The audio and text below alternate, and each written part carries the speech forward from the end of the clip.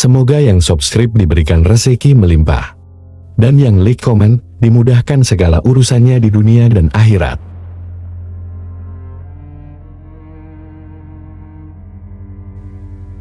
Di sebuah desa terpencil di Jawa Tengah, terdapat kisah kelam yang hanya dibicarakan dengan bisik-bisik di kalangan penduduk setempat. Desa itu terkenal dengan suasananya yang mencekam, terutama setelah matahari terbenam. Mereka yang tinggal di desa tersebut sudah terbiasa dengan keheningan yang mencekam. Angin malam yang dingin, dan bayangan-bayangan gelap yang seolah mengintai dari balik pepohonan. Di antara semua kisah yang beredar, yang paling menakutkan adalah tentang pesugihan di sebuah gua keramat yang tersembunyi jauh di dalam hutan. Konon, siapapun yang nekat masuk ke dalam gua itu dan melakukan ritual tertentu akan memperoleh kekayaan yang luar biasa. Namun, kekayaan itu bukan tanpa harga.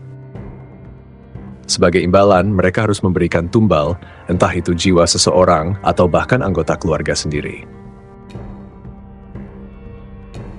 Pak Surya adalah seorang pria parubaya yang hidupnya selalu dirundung kesulitan. Toko kecilnya di ujung desa hampir bangkrut, dan keluarganya berada di ambang kelaparan. Setiap hari dia hanya bisa termenung memikirkan nasib buruk yang menimpa keluarganya. Suatu malam, saat ia sedang duduk di teras rumahnya, seorang pria tua dengan pakaian serba hitam datang menghampirinya.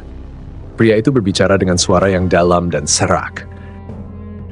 "Pak Surya, saya tahu apa yang sedang kau alami," kata pria tua itu dengan senyum misterius di wajahnya. "Jika kau ingin semua masalahmu hilang, datanglah ke gua keramat di hutan itu. Di sana kau akan menemukan jawaban atas segala penderitaanmu." Pak Surya terkejut dan sedikit curiga, namun keputusasaan mengalahkan rasa takutnya. Setelah berpikir panjang, akhirnya dia memutuskan untuk mengikuti saran pria tua itu. Malam berikutnya, ia pergi ke hutan dengan membawa sesajen dan mengikuti petunjuk yang diberikan pria tua tersebut. Di depan mulut gua, suasana semakin mencekam. Angin berhembus kencang dan suara-suara aneh terdengar dari dalam gua. Namun, tekad Pak Surya sudah bulat.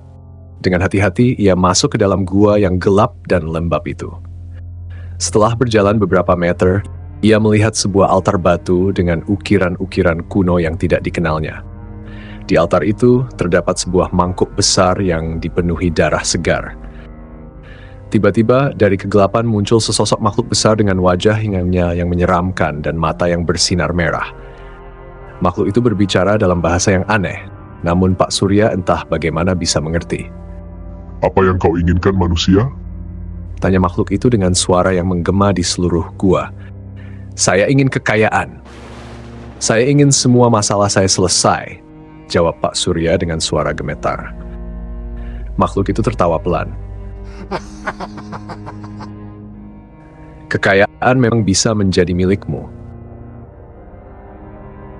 Kau harus memberikan tumbal setiap tahun.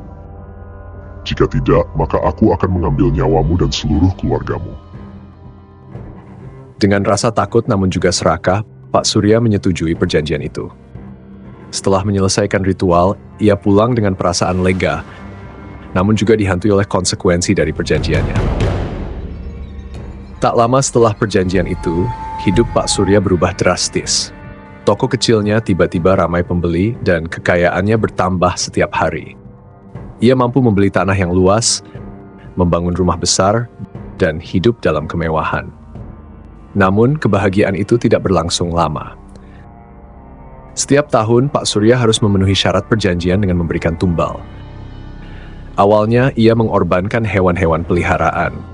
Tapi semakin lama, makhluk dari gua itu meminta lebih banyak. Tumbal berikutnya adalah manusia. Dan yang lebih menakutkan, makhluk itu menginginkan anggota keluarganya sendiri. Pak Surya mulai kehilangan akal sehatnya. Setiap tahun, rasa takut dan kutukan semakin besar. Tetapi ia juga tidak bisa lari dari kekayaan yang telah mengikatnya. Suatu malam, ketika ia sedang tidur, ia mendengar bisikan-bisikan di telinganya. Bayangan-bayangan gelap mulai menghantui rumahnya, dan ia sering melihat sosok-sosok menyeramkan di sekitarnya. Kehidupannya berubah menjadi mimpi buruk. Istri dan anak-anaknya mulai sakit-sakitan dan meninggal satu persatu. Pak Surya hanya bisa menangis dan meratapi nasibnya. Namun ia tidak bisa melarikan diri dari perjanjian yang telah ia buat. Tahun demi tahun berlalu, dan akhirnya tiba waktunya untuk memberikan tumbal terakhir. Kali ini makhluk itu meminta nyawa Pak Surya sendiri. Ia mencoba melarikan diri, namun kemanapun ia pergi, bayangan gelap selalu mengikutinya. Di malam terakhir hidupnya, Pak Surya kembali ke gua itu berharap bisa membatalkan perjanjian. Namun makhluk itu sudah menunggunya. Dengan tawa yang menakutkan, makhluk itu merenggut nyawa Pak Surya. Jeritannya menggema di seluruh hutan, namun tidak ada yang mendengarnya. Keesokan harinya, tubuh Pak Surya ditemukan tak bernyawa di dalam gua, dengan wajah penuh ketakutan. Setelah kematian Pak Surya, desa itu kembali tenang. Namun, kisah tentang pesugihan di gua keramat itu tetap hidup dalam bisik-bisik para penduduk.